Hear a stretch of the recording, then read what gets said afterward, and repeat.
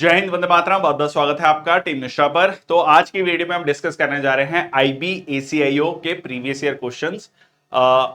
2024 में ये पेपर हुआ था, 8 शिफ्ट में पेपर हुआ था। तीसरी शिफ्ट के जनरल स्टडीज के जो 20 क्वेश्चन थे वो आज की वीडियो में हम डिस्कस करने जा रहे हैं। इन वीडियोस का मकसद यही है कि एक तो आपको एनालिसिस हो जाए कि किस तरीके के क्वेश्चन पूछे जाते हैं, और अगर कोई इन वीडियोस को देख रहा है, मतलब सिविल सर्विसेज की तैयारी कर रहा है, सीएपीएफ की, सीडीएस की, एसएससी सीजीएल की, पर अगर वो इन वीडियोस को देख के जाता है, सिर्फ इन वीडियोस को देख के जाता है, तो भी उसका आईबी एसीआईओ का एग्जाम क्लियर हो जाए।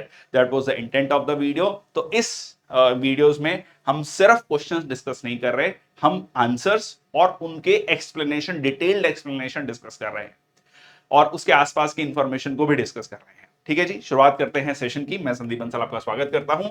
This is brief introduction about me, my professional and academic journey. एक पोर्टल जो है अपार्ट फ्रॉम द टीम निष्ठा पेड कोर्सेज, जो कि जिसमें आपको सीएपीएफ और सीडीएस की बहुत डिटेल में लेक्चर्स मिल जाएंगे, उसके अलावा हमने एक प्लेटफॉर्म बनाया है ncrtquiz.com, जिसमें हमने चैप्टर वाइज एनसीईआरटी के क्विजेस डाले हैं। बहुत सारे बच्चों की डिमांड थी और बहुत अच्छा रिस्पॉन्स है इसको लेकर। हिस्ट्री एंड ज्योग्राफी के 6 टू 12th क्लास के लेक्चर्स हैं, साइंस के 6 to 10th, polity 9 to 12th, economy, art and culture 11th and 12th, CDS, CAPF, AFCAT, CGCAT, ये जो है इनके मॉक टेस्ट भी अवेलेबल हैं, प्रीवियस ईयर क्वेश्चंस भी अवेलेबल हैं। ठीक है जी, शुरुआत करते हैं सेशन की। Consider the following statement in respect of the article 3 of the Indian constitution. So parliament may by law form a new state by separation of territory from any state, or by uniting two or more states or a part of states, or by uniting any territory to any part of any state। कुल मिला के किसी भी state का sorry किसी भी state में से जो है कुछ टेरिटरी निकालकर अलग टेरिटरी बना देनी, अलग स्टेट बना देनी। जैसे कि बिहार था, बिहार से बिहार और झारखंड बना, मध्य प्रदेश से मध्य प्रदेश छत्तीसगढ़ बना, उत्तर प्रदेश उत्तराखंड बना, ठीक है, 2 राज्य बने, आंध्र प्रदेश तेलंगाना बना। ठीक है जी, तो ये जो है सरकार, मतलब सरकार नहीं, पार्लियामेंट कर सकती है, और ये सिंपल मेजोरिटी से हो सकता है। ठीक है जी, और इसमें ओपिनियन लिया जाता है स्टेट का, बट वो मैंडेटरी नहीं है। Parliament may by law diminish the area of any state. Yes, it may diminish the area of the state. May by law alter the boundaries of any state. Yes, ठीक है, boundaries को alter कर सकती है, मतलब change भी कर सकती है। कल को एग्जांपल समझ लो कि एक डिस्ट्रिक्ट दे दिया और एक ले लिया, मतलब मान लो उत्तर प्रदेश और मध्य प्रदेश में एक्सचेंज हो जाए एरियाज का। ठीक है, कुछ मैं हाइपोथेटिकल एक सिचुएशन ले रहा हूं, ठीक है, तो वो भी हो सकता है, वो पार्लियामेंट कर सकता है। ठीक है जी, पार्लियामेंट में by law alter the name of the state. Orissa, ठीक है, उड़ीसा था, उड़ीसा हुआ या उड़ीसा हुआ। ठीक है जी, बिल्कुल ठीक है जी। तो आंसर क्या हो गया आपका? 1 2 3 4। ठीक है, चारों ही स्टेटमेंट यहां पर सही है। Form on new state by separation of any territory. ठीक है जी, तो ये जो है on the requires the recommendation of the president must be refer to the concern state legislature for its use, though their consent is not mandatory. Which of the following statement is correct? Statutory bodies in India are created by an act of parliament। अब ये question देख लो, हर shift में question पूछा गया है, statutory, non statutory, executive bodies, ये question. ठीक है, तो बिल्कुल ठीक है जी। अच्छा, एक चीज मैंने पहले भी बताई है, दोबारा बता देता हूं। कॉन्स्टिट्यूशनल जो बॉडीज होती हैं वो दो तरीके, सॉरी, जो बॉडीज हैं, ठीक है, दो तरीके से ऑर्गेनाइजेशन है कॉन्स्टिट्यूशनल बॉडीज।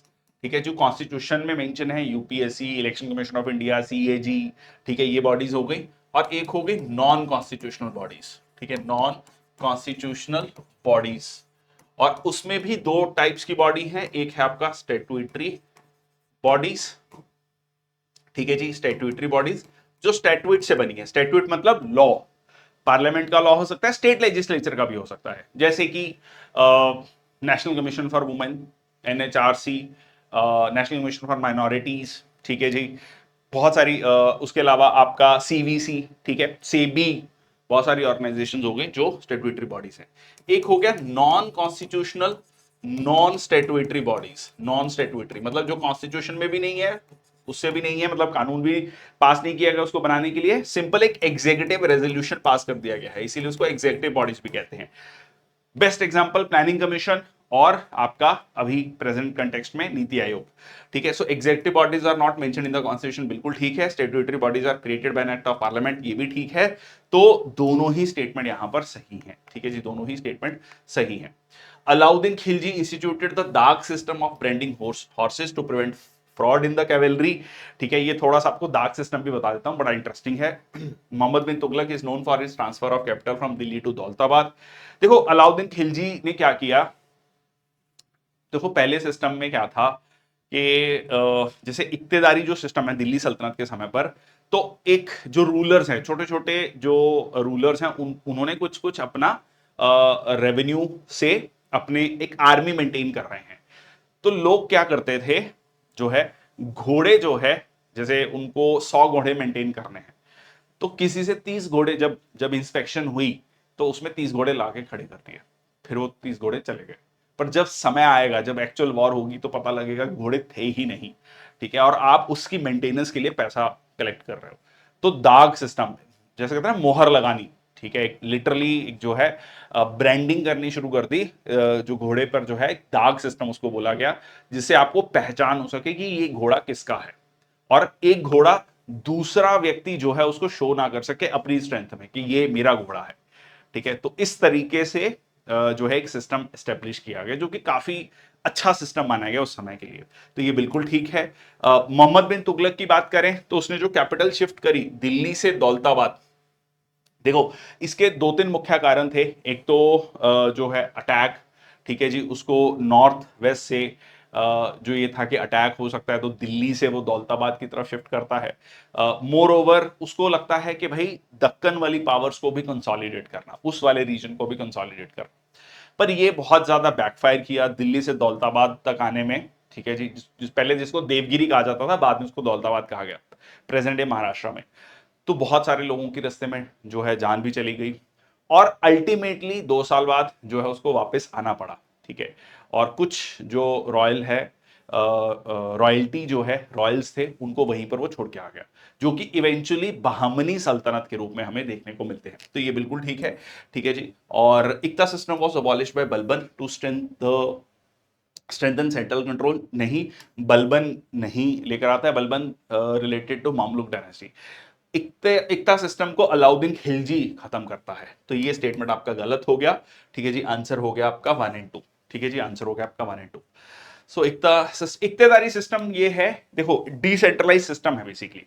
डिसेंट्रलाइज सिस्टम, जैसे मैंने अभी पहले भी अभी इसी क्वेश्चन में मैंने आपको बताया कि जो मेन राजा है ना, उसके पास छोटे छोटे राजा हैं, मिलिट्री कमांडर्स मान लो इसको। ठीक है, जो बाद में चलकर मनसबदारी सिस्टम हम कहते हैं। ठीक है, इसको मुगलों के समय में मनसबदारी सिस्टम कहा गया, यहां पर इक्तेदारी सिस्टम कहा गया। इवन विजयनगर एम्पायर में हम देखते हैं, विजयनगर एम्पायर में एक वर्ड हम देखते हैं अमर नायक सिस्टम, अमर नायक सिस्टम।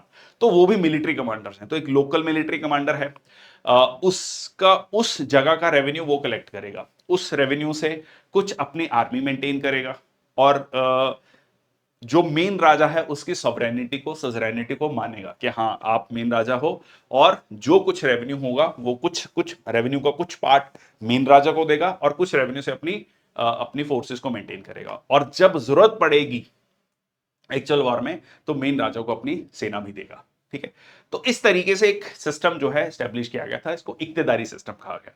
तो ये क्या है, डिसेंट्रलाइज सिस्टम है। क्यों? क्योंकि कहीं ना कहीं वो जो लोकल राजा है सर्टन मैटर्स में वो इंडिपेंडेंट है। अगर सेंट्रल राजा कमजोर होगा जब भी, तो क्या होगा, एक जो छोटा राजा होगा वो अपने आप को इंडिपेंडेंट डिक्लेयर कर लेगा। ठीक है जी, तो ये जो है आपको देखने को मिलता है। Okay, consider the following statements. Swaraj Party was formed in late 1925 by Motilal Nehru and C.R. Das to enter the Legislative Council. अब देखो ये स्वराज पार्टी की भी कहानी सुन लो। हम नॉन कॉपरेशन मूवमेंट की बात करते हैं। नॉन कॉपरेशन मूवमेंट जो है वापस ली गई जब 1922 में चौरी चौरा इंसिडेंट होता है। ठीक है जी, चौरी चौरा में जो एक गांव है ईस्टर्न यूपी में, वहां पर जो है कुछ पुलिस वालों को जो है थाने में बंद करके जला दिया जाता है। वायलेंस होता है, गांधी जी मूवमेंट को वापस ले लेते हैं। बहुत हाव हल्ला होता है कि आपने इतनी मूवमेंट जो सक्सेसफुल चल रही है उसको एक इंसिडेंस की वजह से वापस ले लिया। गांधी जी कह रहे हैं नॉन वायलेंस। गांधी जी को पर केस चलता है। जब गांधी जी जो मेन लीडर हैं जेल चले जाते हैं, तो मूवमेंट जो है काइंड ऑफ लीडरलेस हो जाता है। तो उसके बाद जो है दो गुट हो जाते हैं। एक कहते हैं कि हाँ जी हम अलग एक पार्टी बनाकर इलेक्शन लड़ेंगे। एक कहते हैं कि जी नहीं, हम जो कंस्ट्रक्टिव वर्क है जो गांधी जी ने कहा है वो करेंगे। तो एक जो ग्रुप है ठीक है, वो कहता है कि हम इलेक्शंस लड़ेंगे और काउंसिल में जाकर जो अंग्रेजों की पॉलिसीज हैं, लॉज हैं, उनका बहिष्कार करेंगे। तो उसमें सबसे आगे कौन होते हैं? मोतीलाल नेहरू, जो कि पंडित जवाहरलाल नेहरू के पिताजी हैं, और सीआर दास। ठीक है, और ये पार्टी बट 1925 में नहीं बनी, क्योंकि 1922 में क्या हो गया है, 1922 में चौरी चौरा इंसिडेंट हो चुका है, तो ये अगले साल ही 1923 में ये पार्टी बनी है आपकी। और Rowlatt Act was one of the important factor which led to the non cooperation movement in 1920। बिल्कुल ठीक है। रॉलेट एक्ट में ये देखो, ये था कि जो है बहुत सारी रेवोल्यूशनरी एक्टिविटीज हो रही हैं, इंडिपेंडेंस और उसकी बात चल रही है, तो लीडर्स को बिना ट्रायल के जेल में रखा जा सकता है। तो सीधा सीधा सिविल लिबर्टीज कर्टेल की गई। लोगों को लग रहा था कि फर्स्ट वर्ल्ड वॉर में हमने अंग्रेजों की हेल्प की है तो इसका हमें बेनिफिट होगा, उल्टा जो है रॉलेट एक्ट लाकर जो है कहीं ना कहीं लोगों की सिविल लिबर्टीज को कर्ब करने की कोशिश की गई। तो उसके प्रोटेस्ट में भी एक मतलब फैक्टर था नॉन कॉपरेशन मूवमेंट में रॉलेट एक्ट का विद्रोह करना भी। साइमन कमीशन कंस्टिट्यूटेड इन 1927, साइमन गो बैक का नारा बड़ा फेमस है। देखो, जो 1919 का एक्ट था, मॉन्टेग्यू चम्सफोर्ड रिफॉर्म थे, उसमें यह था कि भाई 10 साल बाद देखा जाएगा, रिव्यू किया जाएगा कि इसमें क्या चेंजेस लाने के होते हैं। तो उसको रिव्यू करने के लिए साइमन कमीशन आया था। प्रॉब्लम क्या थी? वो सबके सब वाइट्स थे या सबके सब अंग्रेज थे, उसमें कोई भी इंडियन नहीं था, तो उसका विरोध किया गया, boycotted by the Indian National Congress and most of the Indian political parties. बिल्कुल ठीक है। Azad Hind Fauj, Indian National Army was reorganized by Subhash Chandra Bose in 1943 in South East Asia with the help of Japanese. ठीक है जी, तो बिल्कुल ठीक है, तीनों स्टेटमेंट सही हैं, 2 3 4। ठीक है जी, आंसर क्या हो गया आपका? 1 1 में 2 3 4। ये ध्यान रखना, ये 1 2 3 4 ऑप्शंस हैं, ये 2 3 4 स्टेटमेंट्स हैं। ठीक है, पहला स्टेटमेंट गलत है, ये मैंने आपको बता दिया 1923 में। ओके, मैं काफी डिटेल में एक्सप्लेनेशन बता रहा हूं, द आइडिया इज कि यहीं से आपके बहुत सारे फैक्ट्स क्लियर हो जाए, याद हो जाए आपको। As per the Food and Agricultural Organization of the United Nations, India is the world's largest producer of pulses and ranks second in rice production. ठीक है जी, तो वर्ल्ड का लार्जेस्ट प्रोड्यूसर ऑफ पल्सेस है और सेकंड है rice production में after China. तो ये बिल्कुल ठीक है जी। दो पल्सेस में अभी भी प्रोडक्शन ज्यादा है, सबसे ज्यादा है, बट स्टिल कंजम्पशन हमारी बहुत ज्यादा है पल्सेस की, दालें। ठीक है। Green revolution in India, significant increase in wheat production primarily in Punjab, Haryana and Uttar Pradesh. Uttar Pradesh में भी, वेस्टर्न उत्तर प्रदेश में ही। ठीक है जी, बिल्कुल ठीक है। ब्लैक सॉइल, जिसको रेगुड़ सॉइल भी कहा जाता है, suitable for cultivation of cotton, very important. Maharashtra, Gujarat में, है ना, काफी चिकनी मिट्टी, क्लेई सॉइल। ठीक है, तो that is very good for cotton cultivation, बिल्कुल ठीक है। ये भी सही है, ये भी सही है। तो आंसर क्या हो गया आपका? 1 2 3। ठीक है जी, आंसर हो गया 1 2 3। Consider the following statement. Bengali is the second most spoken language in India after Hindi. Yes, Bengali जो है हिंदी के बाद दूसरी सबसे ज्यादा बोले जाने वाली लैंग्वेज है। Urdu is often associated with Deccan region and its literature includes famous Deccan poetry. ठीक है जी। अब ये भी इंटरेस्टिंग है, देखो उर्दू को अगर आप देखोगे, एक्चुअली ये क्या है, जो हिंदी है और जो फारसी है, ठीक है, जो पर्शियन लैंग्वेज है, उसका एक मिश्रण है। और ये बहुत अच्छे से डेवलप होती है आपको दक्कन वाले रीजन में। ठीक है, दक्कन वाले रीजन में इसको लेकर लिटरेचर लिखा जाता है। ठीक है जी। So the very famous Deccan poetry, बिल्कुल ठीक। So Punjabi is a unique Indian language for its use of Gurmukhi script. ठीक है जी। पंजाबी की अगर आप बात करेंगे तो उसकी अलग एक स्क्रिप्ट है, गुरमुखी स्क्रिप्ट है, जिसको developed by the second Sikh गुरु, गुरु अंगद देव जी। तो ये जो है दूसरे जो गुरु हैं, गुरु अंगद देव जी आफ्टर गुरु नानक देव जी, तो उन्होंने जो स्क्रिप्ट को लिखा है। अच्छा, एक इसमें ना बहुत कई लोगों को कंफ्यूजन होता है कि पंजाबी लैंग्वेज जो है जब गुरु साहिबान आए उसके बाद शुरू हुई, नहीं, गुरुओं से काफी साल, लगभग 400 साल पहले पंजाबी लैंग्वेज थी। जो मॉडर्न, मतलब उस समय पे आप कह सकते हैं कि पंजाबी लैंग्वेज डेवलप हो गई थी। स्पेशली इवन आप अगर देखेंगे सूफी सेंट में जब हम बाबा फरीद की बात करते हैं, फरीदुद्दीन गंजे शक्कर की बात करते हैं, बाबा फरीद कहा जाता है, जिनके नाम से फरीद कोट है पंजाब में, तो वो उस समय पर पंजाबी लैंग्वेज को यूज करते हैं अपने जो कह लीजिए अपनी रचनाओं के लिए। ठीक है, अपनी राइटिंग्स के लिए, तो वो काफी साल पहले आ चुके थे। ठीक है, तो बट हाँ, उसके लिए एक अलग स्क्रिप्ट तैयार की गई गुरु अंगद देव जी के द्वारा। ठीक है, तो ये क्लियर रखना। ये हो गया आपका, तीनों स्टेटमेंट सही है। ठीक है, तो आंसर क्या हो गया आपका 1 2 3। Okay, consider the following statement, 4 noble truths form the central doctrine of Buddhism. ठीक है जी, बहुत इंपॉर्टेंट 4 नोबल ट्रुथ्स, इसके बारे में भी चर्चा कर लेते हैं अभी। Concept of anant in Buddhism denies the existence of permanent soul. This is the point जहां पर बुद्धिज्म जो है हिंदुइज्म से अलग होता है। ठीक है, जैसे हम हिंदुइज्म में कहते हैं कि जो सोल है वो परमानेंट है। ठीक है, एक शरीर को छोड़कर दूसरे शरीर में जाती है। ठीक है ना, सोल की अपनी एक एज होती है। बट बुद्धिज्म इस चीज को नहीं मानता है। ठीक है, वो अनंत कंसेप्ट की बात करता है, अभी और डिस्कस करेंगे। Mahayana Buddhism introduce the concept of Bodhisattva. दो तरीके के मेन जो 2 स्कूल ऑफ फिलॉसफी हमें देखने को मिलता है, महायान और हीनयान। महायान ग्रेटर पाथ की बात करता है, महा मतलब बड़ा। ठीक है, Bodhisattva concept, Bodhisattva basically enlightened being. ठीक है, जिनको इनलाइटनमेंट मिल चुका है, बट वो बाकी लोगों को भी इनलाइटनमेंट के लिए रास्ता दिखा रहे हैं, एक ब्रिज का काम कर रहे हैं आम लोगों के बीच में और एक कह लीजिए भगवान के बीच में या फिर एनलाइटनमेंट के बीच में। तो जो हो गया वो महायान। हीनयान कहता है कि नहीं, इंडिविजुअल सेल्वेशन, अपना अपना सबको रास्ता तय करना है। ठीक है जी, हीनयान वो कहता है। महायान की बात करोगे तो इंडिया से नॉर्थ की तरफ चले जाओ, चाइना, कोरिया, जापान, वहां पे आपको महायान मिलता है। साउथ में आप जाओगे तो श्रीलंका, साउथ ईस्ट एशिया में हीनयान। एक और टाइप ऑफ बुद्धिज्म बाद में चलकर डेवलप होता है, वज्रयान बुद्धिज्म। वज्रयान बुद्धिज्म जिसको तांत्रिक बुद्धिज्म या तिब्बतन बुद्धिज्म भी कहा जाता है। ठीक है जी, ओके। सो मिलिंद पाना is a Pali text that records a dialogue between Indo-Greek king Meninder and monk Nagsena। अब इसमें ना एक संवाद दिखाया गया है। संवाद मतलब कि जैसे आपका जो मनिंदर है वो, उसके मन में बहुत सारे सवाल हैं ना? जैसे होता है कि मैं कौन हूँ, जिंदगी क्या है, पर्पस ऑफ लाइफ क्या है, जिंदगी के बाद क्या होगा, मृत्यु के बाद क्या होता है। तो ये सारे सवाल जो हैं नागसेन बुद्धिस्ट फिलॉसफी के रूप में उनको आंसर देते हैं, और बाद में जो है मनिंदर जो है बहुत बड़े जो राजा हैं वो बुद्धिज्म को अपनाते हैं। तो वो एक संवाद दिखाया गया है। ठीक है जी, तो ये बिल्कुल ठीक है। पाली टेक्स्ट है, पाली लैंग्वेज में शुरुआती समय पर, बाद में चलकर बुद्धिस्ट टेक्स्ट संस्कृत में भी आने लगता है, ये हमने पहले भी डिस्कस किया। ये भी ठीक है। महायान बुद्धिज्म में बोधिसत्व का कंसेप्ट मिलता है, परमानेंट सोल के कंसेप्ट को डिनाई करता है, अनंत का कंसेप्ट, और 4 नोबल ट्रुथ की बात की गई है। तो चारों ही स्टेटमेंट यहां पर सही है। प्रैक्टिकली एक क्वेश्चन में पूरा मतलब बुद्धिज्म का सार पूछ लिया आपका।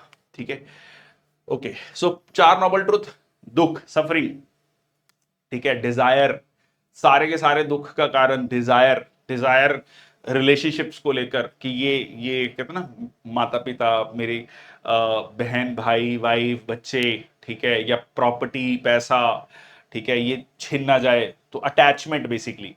ठीक है, फिर दूसरा समोदय। ठीक है, तो ये कहां से ओरिजिन हुआ, कहां से स्टार्ट हुई, वही मतलब जो भी मैंने आपको बताया कि अटैचमेंट बेसिकली। ठीक है, वहां से शुरुआत होती है। ये सारा कंसेप्ट यहां पर बताया गया कि ये ट्रुथ है। फिर निरोध, सेसेशन, कैसे रोका जा सकता है, कि आप कैसे उससे हट सकते हैं। ठीक है, जब आप इस अटैचमेंट से दूर होंगे तब आप ये जो दुख भोग रहे हैं उससे आप अलग हो सकते हैं। फिर आखिरी में पाथ बताया गया है, पाथ दिस अष्टांगिक मार्ग। अष्ट मतलब 8, 8 फोल्ड पाथ। ठीक है जी, 8 फोल्ड पाथ जिसको हम अंग्रेजी में कहते हैं, उसको अष्टांगिक मार्ग भी कहा गया। अष्ट मतलब 8, 8 फोल्ड पाथ। ठीक है जी, तो ये मैंने आपको बता दिया। Anatta is non self, reject the concept of permanent soul. और यही एक मेन पॉइंट है जो बुद्धिज्म और हिंदुइज्म को अलग करता है। ठीक है जी, तो ये मैंने आपको लगभग लगभग काफी डिटेल में बता दिया है। आगे चलते हैं। विच of the following structures of Buddhist architecture is used for living quarters of Monks. Living quarters monk के कौन से थे? विहार। ठीक है, विहार, विहार से ही बिहार आया शब्द आपका। ठीक है, तो विहार। तो चैत्यास क्या थे? Prayer halls. प्रेयर होती थी जहां पर, इसको चैत्य को याद रखना, चेतना से, जहां हम अपनी चेतना जगा रहे हैं, प्रेयर कर रहे हैं, मेडिटेशन कर रहे हैं। ठीक है जी, चैत्य हॉल। और चालुपा कुछ शब्द नहीं है। स्तूप क्या है? जहां पर भगवान बुद्ध के जो है रेलिक्स रखे गए हैं उनकी याद में। तो ये आपका एक ऐसे माउंट लाइक स्ट्रक्चर जो बनाया गया है, दैट इज स्तूप। ठीक है जी, तीनों क्लियर हो गए। चैत्यास क्या हो गए? प्रेयर हॉल्स हो गए, प्रेयर हॉल। ठीक है, प्रेयर हॉल और विहार जहां पर मॉन्क्स रहते हैं, मोनेस्ट्री बेसिकली, और लिविंग क्वार्टर्स नॉट मोनेस्ट्री, ठीक है, लिविंग क्वार्टर्स, और स्तूप हो गया आपका मोनेस्ट्री, ठीक है, जहां पर गौतम बुद्धा के रिलिक्स रखे गए हैं। ठीक है जी, आगे चलते हैं। अर्थशास्त्र वॉज रिटन बाय, इससे ज्यादा आसान क्वेश्चन नहीं हो सकता पेपर में मुझे लगता है, ठीक है, कौटिल्य, ठीक है जी, कौटिल्य के द्वारा लिखा गया है अर्थशास्त्र। और मिलिट्री स्ट्रेटजी, मतलब क्या चीज नहीं है इसमें, 15 जो है बुक्स हैं और सब कुछ उसमें ऐड किया गया, economic, state craft, military strategy, law, written by Kautilya also known as Chanakya. तो चाणक्य नीति आज भी हम उसको पढ़ते हैं, समझते हैं, ठीक है, chief adviser to Chandragupta Maurya. Banabhatta was a court poet of Harshavardhan, ठीक है, ऑथर ऑफ हर्षचरिता, बहुत बाद में चलकर हर्षवर्धन 6-7 सेंचुरी में हम जाके इसके बारे में पढ़ते हैं। Megasthenes was Greek ambassador who wrote indica, ठीक है जी। और शुरुआती समय पे जब मौर्यन एम्पायर शुरू होता है, ठीक है जी, और Vishakhadatta wrote the Sanskrit political drama Mudrarakshasa, ठीक है जी। चलो, dash is the maximum income available that can be saved and spent by a nation on the consumption of goods and services. सीधा इकोनॉमी पे जंप हो गया। ओके, सो कितना maximum income है available that can be saved and spent by the nation on the consumption of goods and services. देखो, that is, देखो nation की बात हो रही है यहां पर, नेशन की, तो यहां पर पर्सनल डिस्पोजेबल इनकम का तो सवाल ही नहीं उठता कि भाई मेरी इनकम कितनी है, तो देश की बात हो रही है। पर्सनल डिस्पोजेबल इनकम तो हो गया कि जब मेरी इनकम में से जो टैक्सेस माइनस हो जाते हैं, ठीक है, तो मेरे हाथ में खर्च करने के लिए जो पैसा है, ठीक है, तो ये नहीं है नेशनल इनकम। और अब नेशनल इनकम में खर्चे भी निकाल दिए जाएंगे, वही वाली बात जो अभी मैंने आपको बताया, ठीक है। तो नेशनल डिस्पोजेबल इनकम, सवाल आता है कि ग्रॉस क्यों नहीं है। देखो, ग्रॉस और नेट शब्द हम कब यूज करते हैं? ग्रॉस में से अगर मैं डेप्रिसिएशन माइनस कर देता हूं, डेप्रिसिएशन ऑफ एसेट्स, तो हम पढ़ते हैं नेट। जैसे हम पढ़ते हैं ना जीडीपी, जीडीपी, ठीक है, जीडीपी में से डेप्रिसिएशन माइनस कर दो तो एनडीपी हो जाता है, ठीक है जी, एनडीपी, नेशनल डोमेस्टिक प्रोडक्ट। तो ये ग्रॉस या ये उस चीज को शो करता है, इसका उससे लेना देना नहीं है। अगर एक मैक्सिमम इनकम जो अवेलेबल है एक देश के पास, वो है नेशनल डिस्पोजेबल इनकम। इस पर्टिकुलर पॉइंट को मैंने जो पहले वाला जो सेशन है उसमें बहुत डिटेल में डिस्कस किया, उसको भी जाकर देख लेना एक बार, ठीक है। देखो, ये सारे सेशंस ना आपको कड़ी में देखने पड़ेंगे, जब आप उसमें देखोगे ना तो रिवीजन होती जाएगी आपकी, बहुत सारे क्वेश्चन रिपीट हो रहे हैं, इससे आपको ये भी पता लग रहा है। चलो, total income available for the nation of the consumption and savings after adjusting for net current transfers from the rest of the world. Net current transfers क्या हो गया कि जो यहां रह रहे हैं लोग, ठीक है, जो इनकम भेज रहे हैं और जो बाहर जा रही है, ठीक है, उसका उसका ट्रांसफर। भाई बहुत सारे फॉरेनर्स हैं जो इंडिया में रह रहे हैं, जो पैसा बाहर भेज रहे हैं, बहुत सारा पैसा इंडिया में आ रहा है, तो नेट करंट ट्रांसफर्स की बात हो रही है, ठीक है, तो वो पैसा जो है खर्च किया जा रहा है। ओके, नेक्स्ट आपका Indian monsoon is divided into south west monsoon and north east monsoon. बिल्कुल है जी, ठीक है। तो एक आपका ये है साउथ वेस्ट मानसून जो इस तरीके से आपका आता है, और एक रिट्रीटिंग मानसून, ठीक है, रिट्रीटिंग मानसून जो अक्टूबर के बाद, ठीक है, तो वो हो गया retreating monsoon. So retreating monsoon is associated with the development of cyclonic depressions in the Bay of Bengal.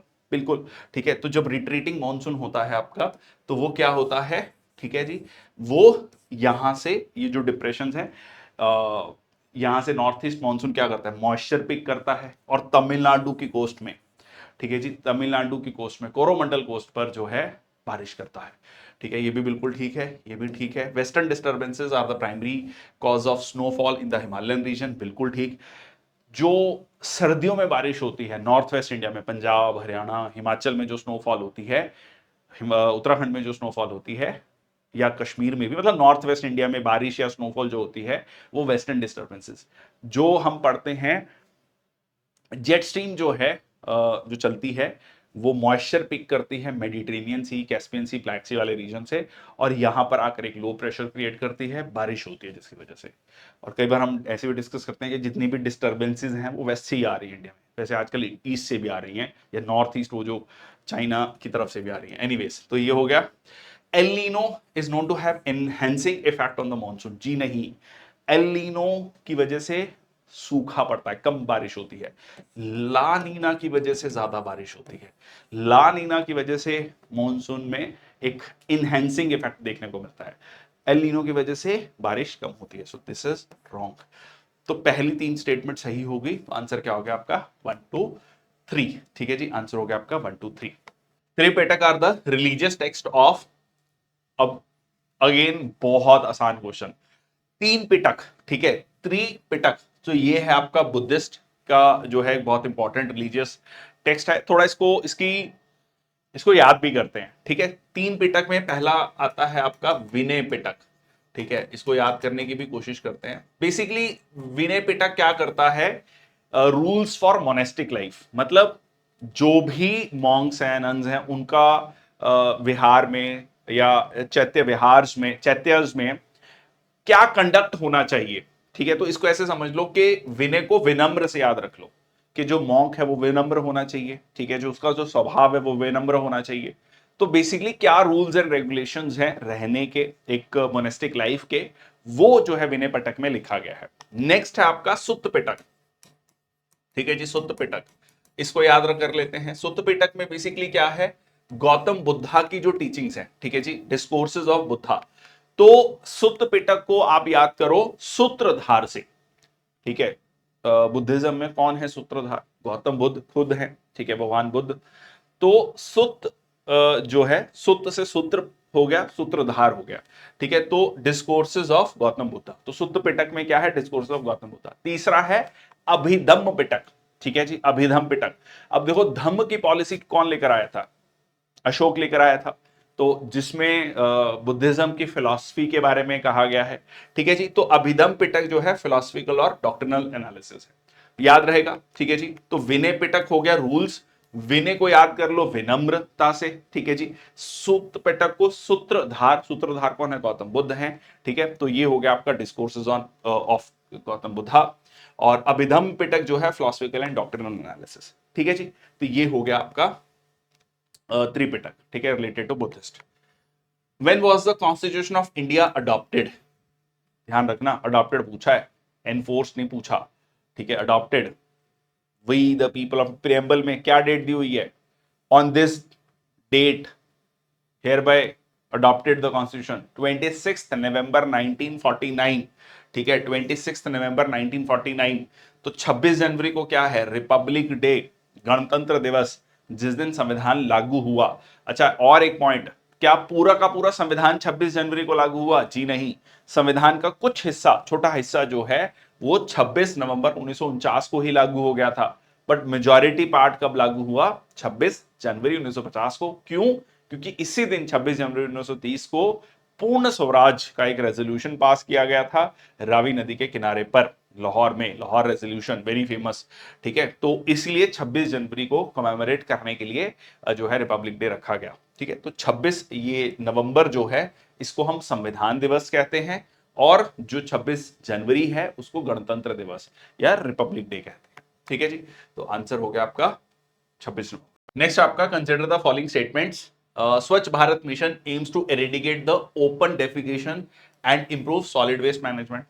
अब देखो क्वेश्चन को ना थोड़ा ब्रॉडली समझ लेते हैं, ब्रॉडली ठीक लग रहा है। ठीक है, स्वच्छ भारत मिशन, सफाई अभियान, उससे क्या होगा भाई, सबसे पहले तो ओपन डेफिकेशन नहीं होना चाहिए, तभी तो सफाई रहेगी, मेंटेन रहेगी, और सॉलिड वेस्ट मैनेजमेंट को इंप्रूव करना है, बिल्कुल ठीक है जी। और नेक्स्ट आपका आता है smart cities mission focus on sustainable and inclusive development to create a replicable model for other cities, ये भी बिल्कुल ठीक है आपका जी। ठीक है, क्योंकि स्मार्ट सिटीज मिशन में कुछ ऐसी सिटीज हम स्मार्ट सिटीज बना रहे हैं जो कि बाकियों के लिए भी रोल मॉडल होंगी। नेक्स्ट आपका Atal mission for rejuvenation and urban transformation scheme was launched on 1 October 2022 for the period of 5 years from the financial year this to this. अब देखो इसमें ना 2-3 चीजें मैं आपको बताना चाह रहा हूं। अब देखो ये question kind of current affairs है पर जनरल स्टडीज में दिया है। ठीक है, क्योंकि अगर देखा जाए तो फैक्ट है, कई बार बच्चे पूछते हैं कि कितने साल का करंट अफेयर या कितने महीनों का करंट अफेयर पढ़ना है एग्जाम से पहले, तो जनरली हम कहते हैं 6 महीने या साल। तो ये जनवरी 2024 में पेपर हुआ, क्वेश्चन पूछ रहा है। अब ये जो पीरियड 21-22 नहीं है, ये 2021 है। तो जो पुराने करंट अफेयर्स होते हैं वो आपका फ्यूचर के लिए जीके हो जाता है। मतलब ऐसे समझो कि जो 5 साल पहले का कोई फैक्ट है जो उस समय करंट में था, करंट अफेयर्स में था, वो आज के समय पर एक तरीके से जीके का एक फैक्ट है, जनरल स्टडीज का एक फैक्ट है। ठीक है, तो इसलिए बहुत ज्यादा ऐसा नहीं समझना कि यार 2 साल पहले की है, मैं क्यों अब पढ़ूं। तो वो पूछी जा सकती है इस तरीके से। तो जब हम एक सीरीज चलाएंगे करंट अफेयर्स के क्वेश्चंस को लेकर भी, तो हो सकता है बहुत लोगों को लगे कि 2024 के करंट अफेयर्स पढ़ के अब हम क्या करेंगे। तो वो आपको मदद करेंगे दो चीजों में। एक तो जी बहुत सारी इंफॉर्मेशन कलेक्ट हो जाएगी जो करंट अफेयर से रिलेटेड, और करंट अफेयर के क्वेश्चन भी पता लग जाएंगे। ठीक है, तो ये ऑप्शन आपका गलत हो गया, आंसर हो गया आपका 1 और 2। ठीक है जी, सो ये सही है। 2014 में शुरू हुआ स्वच्छ भारत मिशन। 2 पार्ट है इसके, एक अर्बन के लिए, रूरल एरियाज के लिए। ठीक है, स्मार्ट सिटीज मिशन आपका शुरू हुआ 2015 में, और जो अमृत मिशन है वो 2021 में। ठीक है जी, और 2025-26 में complete. Focus on making cities water secure, insuring universal coverage of water supply and sanitation services. Okay, next आपका Tughlaq dynasty was ended by which of the following rulers. अब again SKTSL, South Korea to Sri. ठीक है, तो Tughlaq dynasty की बात कर रहा है, उसके बाद सैयद डायनेस्टी आया। ठीक है जी, अब सबसे पहले तो तुगलक डायनेस्टी को तुगलक का ही व्यक्ति नहीं खत्म करेगा, रादर गयासुद्दीन तुगलक ने तो शुरुआत करी, तो ये गलत हो गया। ठीक है, कुतुबुद्दीन ऐबक कब है, वो तो पहली मामलुक डायनेस्टी से है। ठीक है, तो खत्म हो गई कहानी ये भी। खिलजी पहले आ चुका है, तो ये भी नहीं है। तो अगर आपको ये ट्रिक याद है तो क्वेश्चन आप आंसर आपके सामने है। मैं एलिमिनेशन से कर रहा हूं कि भाई तुगलक जो है फाउंडर है, और वैसे भी तुगलक तुगलक डायनेस्टी को खत्म नहीं करेगा, आगे सैयद डायनेस्टी आ रही है। कुतुबुद्दीन ऐबक ये स्लेव डायनेस्टी से था, मामलुक डायनेस्टी से था। खिलजी भी इससे पहले आ चुका है। ठीक है, तो आंसर आ गया आपका तैमूर। ठीक है जी, so invasion of Tamerlane 1398, who defeated Sultan Naseruddin Mahmud Tughlaq of Delhi Sultanate. Taimur sacked Delhi, caused widespread destruction, weakening the Tughlaq rule. ठीक है जी, Ghiyasuddin Tughlaq was the founder of dynasty. Qutbuddin Aibak was the founder of Mamluk dynasty. Jalaluddin Firuz Khilji belonged to the Khilji dynasty. ठीक है जी, चलिए, विच of the following state of India has the highest reserves of chromite. Chromite को लेकर सबसे ज्यादा reserves किसके पास है। सो आंसर है आपका उड़ीसा। 90%, 90% से ज्यादा, मतलब लगभग 90% रिजर्व उड़ीसा स्टेट में है। ठीक है जी, तो इसमें आपको chromium used in stainless steel alloys, electroplating, ये सारी चीजें में जो है क्रोमाइट यूज होता है। इसके अलावा क्रोमाइट डिपॉजिट्स कुछ कुछ अमाउंट में कर्नाटका, महाराष्ट्र, झारखंड में भी मिलते हैं। और इसमें भी अगर आप देखेंगे तो Sukinda valley of Jajpur district, Jaipur नहीं, जयपुर राजस्थान में ऑब्वियसली। ठीक है, जजपुर। ठीक है, तो ये आपका सबसे ज्यादा रिजर्व्स कहां पर है, उड़ीसा में। फैक्ट है, मतलब एक सीधा सीधा ज्योग्राफी का जो हम पढ़ते हैं ह्यूमन ज्योग्राफी में फैक्ट है। India's national clean air program aims to reduce particulate matter pollution by 10 to 15% by 2024. Okay, it's a fact. आगे चलते तो जो फैक्ट है ना उसको थोड़ा होल्ड ऑन कर दो, अगर आपको नहीं पता तो अगली स्टेटमेंट देख लो। कई बार एलिमिनेशन से भी हो जाता है question. Jal Jeevan Mission focus on providing safe adequate drinking water through individual household tap connection by 2024। Okay, वैसे ये भी एक तरीके से फैक्ट हो गया आखिरी में, बट ब्रॉडली जल जीवन मिशन का काम क्या है भाई, सबको पानी पहुंचाना, टैप वाटर पहुंचाना। ठीक है, यही था। हर कहते ना हर घर नल से जल। ठीक है, नल से जल। मैं हमेशा जल से नल बोल देता हूं, तो इसलिए मैं थोड़ा रुक के बोला ताकि गलती ना हो। National electric mobility mission plan target achieving the national fuel security by promoting hybrid electric vehicles.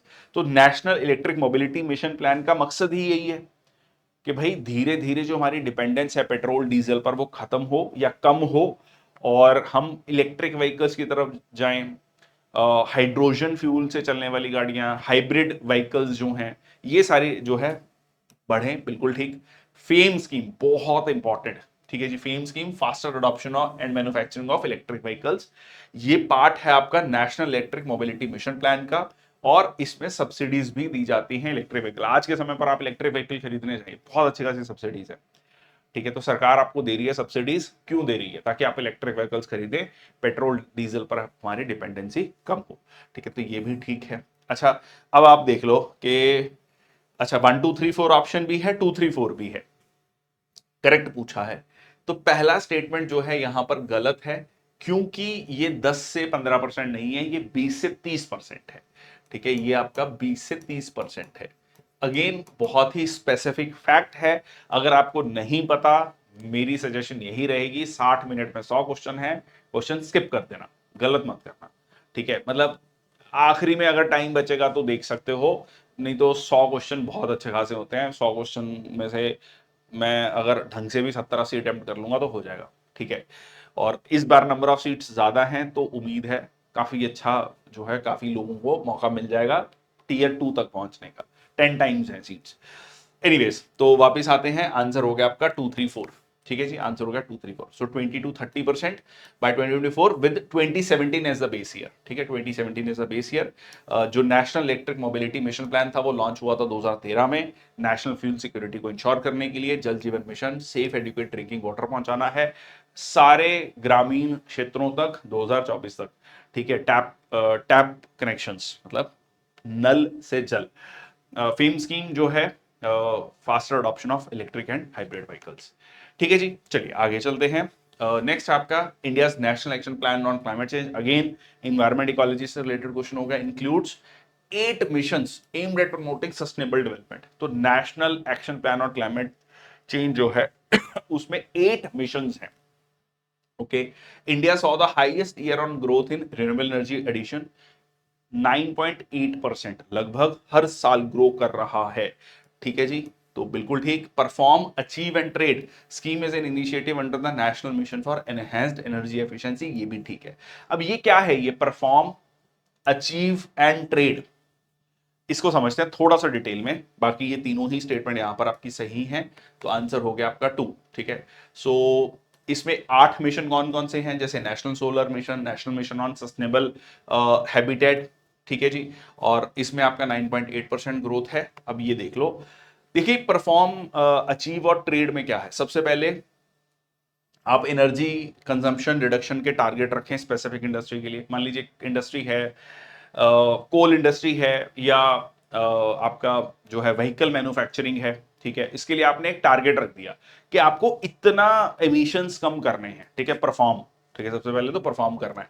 Rewarding those who exceed their targets with the energy saving certificates. जिन्होंने मतलब first rank, second rank, third rank आपने इतना achieve किया है, या alpha, जैसे फौज में alpha grading, Bravo grading, Charlie grading, तो उस तरीके से ग्रेडिंग कर रहे हैं आप एक तरीके से। सो सर्टिफिकेट्स दे रहे हैं and allowing these certificates to be traded also. ठीक है, और जो एक्स्ट्रा कर रहा है वो उसको ट्रेड कर सकता है, उसके वजह में उसको पैसा मिल सकता है क्योंकि उसने अच्छा काम किया है।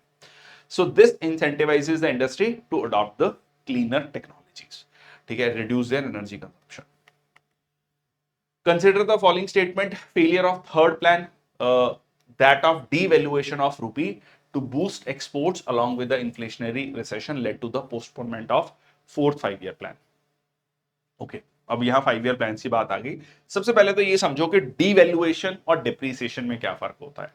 डीवैल्यूएशन होता, अच्छा डीवैल्यूएशन होता क्या है, अच्छा ऐसे समझो कि $1 अगर मान लीजिए मैं कहता हूं 70 रुपए का है, और फिर $1 80 रुपए का हो जाता है, तो ये क्या है, ये एप्रिसिएशन है, डेप्रिसिएशन है। मतलब 70 से 80 जाना क्या है, तो अच्छा है ना, $1 में आप 80 रुपए मिल रहे हैं। ये डेप्रिसिएशन है। आप इसको हमारी करेंसी के कंटेक्स्ट में सोचो कि हमारे रुपये की वैल्यू कम हो रही है। अब आपको मतलब ऐसे मत सोचो कि $1 में 80 रुपए मिल जा रहे हैं, आप ऐसे सोचो कि अब आपको 80 रुपए देने पड़ रहे हैं $1 के लिए। पहले आपको $1 मार्केट से खरीदना है या मान लीजिए परचेज करना है, समझिए, तो आपको 70 रुपए देने पड़ रहे थे, अब आपको 80 रुपए देने पड़ रहे हैं। ठीक है, अच्छा अब अगर ये 70 से 80 रुपए मार्केट फोर्सेस की वजह से हो रहा है तो दैट इज डेप्रिसिएशन। अगर सरकार कर रही है, खुद से जानबूझ के कर रही है, तो वो डीवैल्यूएशन कहलाता है। अब आप सवाल आएगा कि सरकार क्यों करेगी जानबूझ के, उसका कारण है। ठीक है, कारण ये है कि अपना एक्सपोर्ट्स को बढ़ावा देने के लिए। एक्सपोर्ट कैसे बढ़ेगा उससे, सपोज मैं हमेशा पेन के एग्जांपल देता हूं। पेन है, स्लाइडर है मेरे हाथ में, घड़ी है, शर्ट है, कुछ भी एग्जांपल ले लो। ठीक है, पेन का एग्जांपल ले लेते हैं। ठीक है जी, ये मान लीजिए $1 का पेन है। ठीक है जी, $1 का पेन है। पहले मेरे को 70 रुपए मिल रहे थे, फॉर एग्जाम्पल 70 का था, अब सरकार ने उसको डिवैल्यू कर दिया, अब 80 रुपए मिल रहे हैं, ठीक है जी।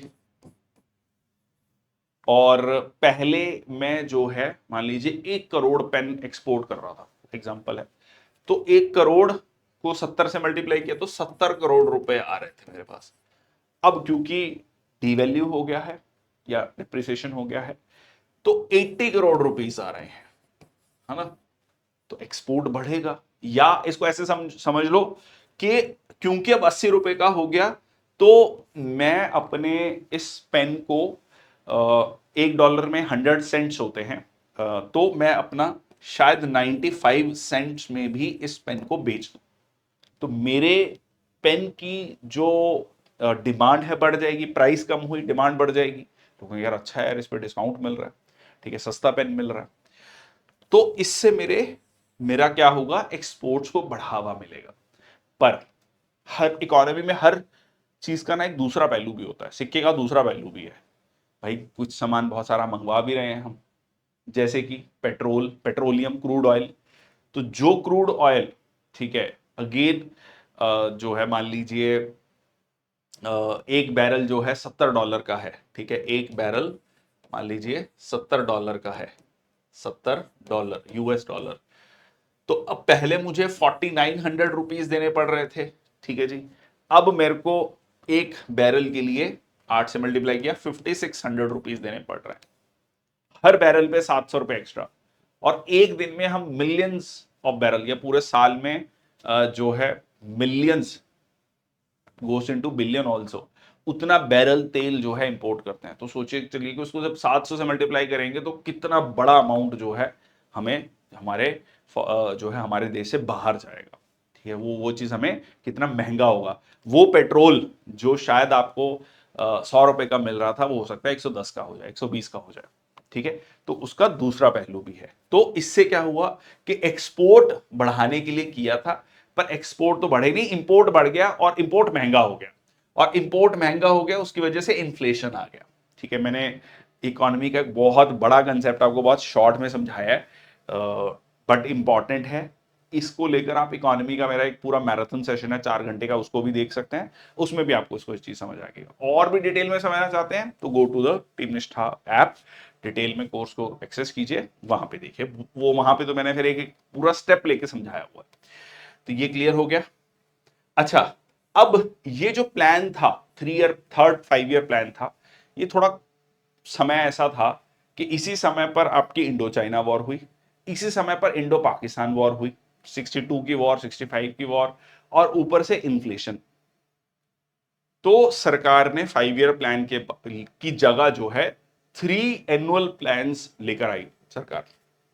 तो ये 3 annual plans were instead introduce instead of the 5 year plan, नहीं, instead of the fourth 5 year plan.